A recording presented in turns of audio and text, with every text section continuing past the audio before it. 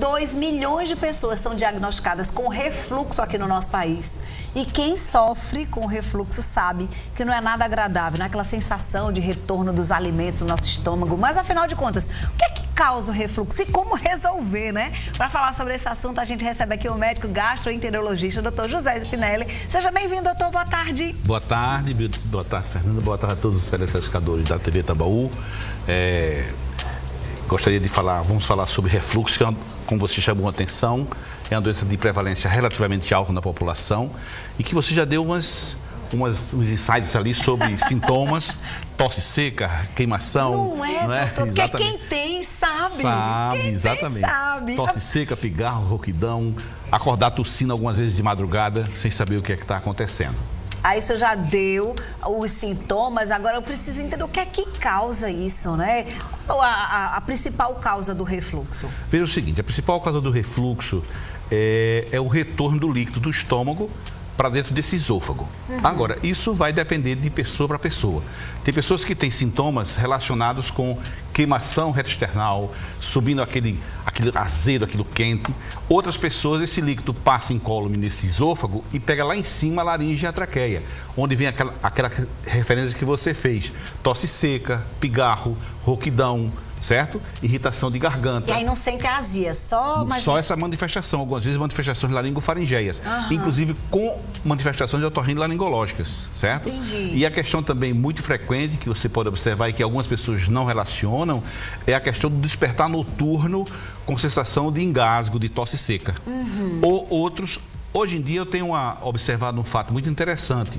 Algumas pessoas, mesmo sem manifestações durante a noite, mas faz referência pela manhã de acordar irritada a garganta, com sensação de rouquidão. Verdade. Então, esse é um indivíduo que provavelmente ele está regurgitando durante a madrugada. Não está dormindo, não está dormindo, não né? sabe. Aí entendeu? diz assim, eu estou vivendo com dor de garganta, minha garganta está irritada. Isso. E nessa época de Covid, todo mundo acha que... Exatamente, todo mundo acha que o diagnóstico primário é o Covid, né?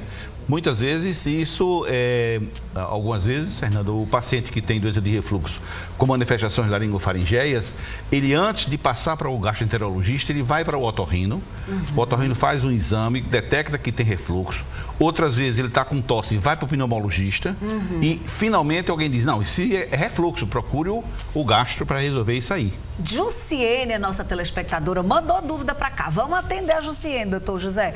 Olha, boa tarde, doutor. Eu tenho uma queimação e é só do lado esquerdo da garganta. Poderia vir a ser do refluxo? Edson, boa tarde, uma boa pergunta. Veja o seguinte, doença de refluxo, Jussiene, é uma doença personalizada. Cada paciente tem a sua sintomatologia. Algumas vezes, como foi referido anteriormente, ele pode ter só uma sensação de queimou, pode ter sensação de queimou da garganta. Agora, a localização vai depender de paciente para paciente, entendeu? Agora, se é constante, como a gente sabe que é refluxo pela constância? Veja um detalhe, a questão da doença do refluxo, para você dar diagnóstico, fundamentalmente, você tem que ouvir o paciente nos primeiros 10 minutos, onde ele vai exatamente expor o que ele está sentindo e que você tem que ter a capacidade de fazer uma boa anamnese, ou seja, você escutar o paciente, que é uma coisa que hoje em dia, infelizmente, algumas pessoas, alguns colegas deixam de fazer. Acha que a prevalência maior é fazer um exame, é fazer uma ressonância, é fazer uma endoscopia. Quando, na realidade, o diagnóstico pode ser feito fundamentalmente só com o fato dele fazer referência dos sintomas. Só contando de repente, olha, toma uma sopa, sempre que eu boto uma pimentinha, isso. baixa às vezes uma informação. Você sabe uma época muito ruim para quem tem refluxo? É a comida de junho. Sério? O mês de milho. A canjica, pamonha são alimentos hipertônicos, dá muita azia em quem tem predisposição para o fato. Pimenta, entendeu? Dizem que também é ruim? Pimenta, para algumas pessoas, sim, com certeza. Não é para todo mundo também, não é para todo mundo, entendeu? É com café. Eu sou uma paciente que tem refluxo, mas eu amo café. Então, assim, tem gente que não pode tomar de jeito nenhum. Eu já tomo e não sinto nenhum intercorrência. Mas algumas vezes o que a gente tem observado, Fernanda, com relação a café, fundamentalmente, não é que o café em si, ele vai interferir na motilidade esofágica. o que você observa é a questão da temperatura. No meu entendimento, é mais a questão da temperatura, que faz com que você se sinta mais agredida nessa mucosa esofágica. Olha aí, tá vendo, doutor José, trazendo mais informações pra gente? A Rosângela traz um relato interessante. Ela disse que já fez até cirurgia, doutor, de correção de refluxo, só que ela continua com ardência estomacal, fez endoscopia. Aí ela traz a história do H. pylori. Será que tem relação? Ela conta também que tem alergia a antibiótico, o que fazer? Veja o seguinte, a cirurgia de refluxo foi uma cirurgia que teve uma época que era extremamente prevalente. O paciente chegava com qualquer queixa de refluxo, partiria para uma correção do ponto de vista refluxo e algumas vezes alguém dizia, não, você não vai ter mais refluxo, precisa tomar mais medicações para azia, nada. Isso não existe. A gente tem observado que a cirurgia ela funciona com indicação precisa, certo? Não pode ser estabelecido de forma aleatória. Né? Tem que ser com sistemas específicos para que possa haver um benefício da cirurgia. Então, nesse caso aí, você vê que ela fez a correção, mas continua com ardência estomacal. Isso pode ser ainda relacionado com refluxo, entendeu como é? Outra coisa, o Helicobacter pylori, hoje em dia o Helicobacter pylori é uma bactéria que você tem que levar em consideração que é uma bactéria comunitária. Ela está presente no Cone Sul, por exemplo, em 80% da população e no mundo, de cada 10 pessoas que habitam a Terra, 6 têm Helicobacter. Então é uma bactéria comunitária, entendeu como é? E na realidade, tem alguns trabalhos que mostram que se o paciente trata o Helicobacter pylori, ele pode ter a possibilidade de piorar do refluxo. Sério? Então, de repente, combate uma coisa que está ligada mais à gastrite e piora. E outra coisa que é interessante, hoje você tem outra situação com relação ao Helicobacter pylori, que é a questão da microbiota intestinal. A gente não sabe, a gente tem hoje um pool de bactérias muito grande e a gente não sabe até que ponto essas bactérias se beneficiam com a localização a nível do aparelho digestivo. Entendeu como é? Que aí você fica na expectativa, será que o Helicobacter é benéfico ou é realmente muito maléfico? Porque algumas pessoas dizem, inclusive, que o Helicobacter pylori pode causar câncer. Isso é referência na literatura, os trabalhos científicos, alguns referem-se aí em áreas de prevalência muito alta do câncer. Mas eu sei raciocínio, Fernanda. Se você tem um Helicobacter pylori presente em 80% da população e que 60% da população mundial tem um Helicobacter, se ela desse câncer, como é que a gente viveria? Né? Presta atenção. Rosângela, volta para o médico, conversa direitinho, né, doutor? Com certeza. Às vezes essa escuta tem. Você tem que escutar, você tem que... A questão da relação do refluxo é uma doença personalizada e você tem que ser muito esclarecedor com relação ao paciente. Sim. Ele vem com muita dúvida, perguntando uma série de coisas que pode fazer. Às vezes querem na cura logo e às vezes não vai ser logo, né? Exatamente, não vai ser logo, exatamente. A Edilene, inclusive, traz um relato com relação à filha dela, que é uma criança de 4 anos, e diz que tem um pigarro insistente quando ela ri, quando ela grita, quando ela come depois do banho, tudo isso dá pigarro na menina. E quando ela era muito pequena, uma pediatra passou um medicamento para refluxo, só que disse que não tinha certeza se era mesmo refluxo. Na escola ela sofre, porque quando grita na aula de educação física, depois não consegue nem falar direito. Aí ela quer saber, será que tem mesmo relação com o refluxo? É uma possibilidade. É uma possibilidade. E hoje a doença de refluxo, como eu disse anteriormente, ela é personalizada e você não tem faixa etária. Hoje você pega desde recém-natos até a criança o adolescente, o adulto jovem. Lembrando que na criança, nos primeiros meses de vida, isso pode ser por imaturidade do texto terminal do esôfago. Então isso é um refluxo que provavelmente vai ter resolutibilidade. Um passageiro ali, passageiro, né? Até completar um ano e pouco. Como é feito o tratamento para refluxo, doutor? Veja o seguinte, o tratamento de refluxo ele se divide em duas partes.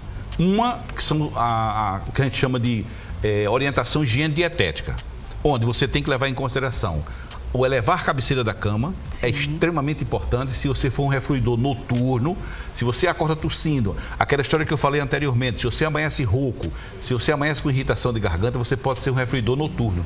Então, o elevar a cabeceira da cama é extremamente benéfico para essa população. Aí você pode me perguntar, e a questão da cama box, como é que eu vou fazer? Sim, boa pergunta. Que é uma boa pergunta, porque cama box é meio difícil você levar a cabeceira da cama. Mas hoje existe no comércio um chamado kit cama box e refluxo, que são pés de tamanhos diferentes. 20 centímetros, 12 centímetros e 5 centímetros. Entendi. Você tira os originais e coloca esses. Sua cama vai ficar com a cabeceira elevada, com segurança. Olha certo? aqui. Gente, foi a aula com o Dr. José Spinelli hoje aqui no nosso programa, né? Ô, diretora, dá tempo para fazer mais 2 perguntinhas para ele? Aproveitar que a sumidade tá aqui para nos ajudar. Que isso, pronto, Ana Valéria. Deu tempo para 2, doutor. Vamos lá. Já faz alguns meses que eu sinto um amargo na língua, né? É para procurar um gastro? Você tem que ver exatamente o que é que está lhe causando esse amargor.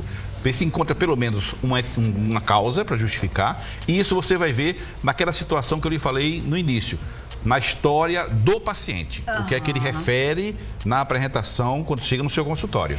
E para encerrar, Socorro quer saber sobre soluço. Soluço prolongado pode ter referência em relação aí? Pode ser refluxo? Pode ser refluxo. Pode ser um relaxamento transitório do esfíncter inferior do esôfago ou uma estimulação do terço terminal do esôfago, que pode dar muito soluço em alguns pacientes. Pode ser, inclusive, uma das manifestações que você encontra juntamente com aqueles sintomas prévios que nós falamos. O refluxo, a tosse, o pigarro, a rouquidão, e, inclusive, o soluço. Não é com uma prevalência muito alta, mas você encontra no dia a dia. Pessoas com sobrepeso têm mais facilidade de apresentar refluxo? Com certeza. Porque, inclusive, você veja, a questão da contenção do refluxo, algumas vezes, é a pressão do esfíncter inferior do esôfago. Se você aumenta a questão do peso, você pode ter um relaxamento dessa área e aí você piora. Alguns pacientes chegam no consultório, por exemplo, compensados com a medicação. Doutor, eu aumentei 6 quilos, piorei do refluxo. É uma possibilidade que existe, a obesidade pode ser um cofator para agravamento ou surgimento do refluxo. E não fica se automedicando, porque tem gente que, é porque eu tenho refluxo, aí toma tal remédio. Isso, né, muito frequente, muito frequente. A vizinhança toda, não, toma um omeprazol, toma um pantoprazol. Ontem, por exemplo, eu atendi um paciente que fazia 3 anos que ele tomava omeprazol, nunca tinha feito uma consulta, nunca tinha feito uma endoscopia, se automedicando. Tomando pastilha, pantoprazol sintomático, isso acontece com muita frequência. E pode trazer prejuízo. Com certeza, porque pode agravar, você não sabe o que é que o paciente tem. Daí a importância de você fazer a endoscopia. A endoscopia, ela vai exatamente lhe mostrar se o paciente tem lesões do terço terminal do esôfago, se ele tem um cardio aberto, se ele tem hernia de hiato, entendeu como é? E que muitas vezes, Fernanda, a questão da endoscopia, ela pode ser normal em 70% da população, especialmente aquela população que tem manifestações laringofaringeia. Porque não tem lesão estabelecida e algumas vezes você vai chegar lá, não tem nada. Não tem nada, estou bom, vou parar da medicação. Não para não, porque você vai complicar a sua vida. Bom demais esse papo, doutor José Spinelli. Tem rede social lá. Ele não posta nada, ele é low profile, mas eu vou dar aqui, é J Nonato FS. Ele vai começar a postar a partir de hoje. Obrigada, doutor José. Eu que digo, Fernando, obrigado pela oportunidade.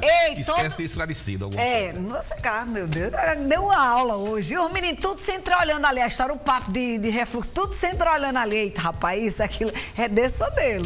A era dos cabelos.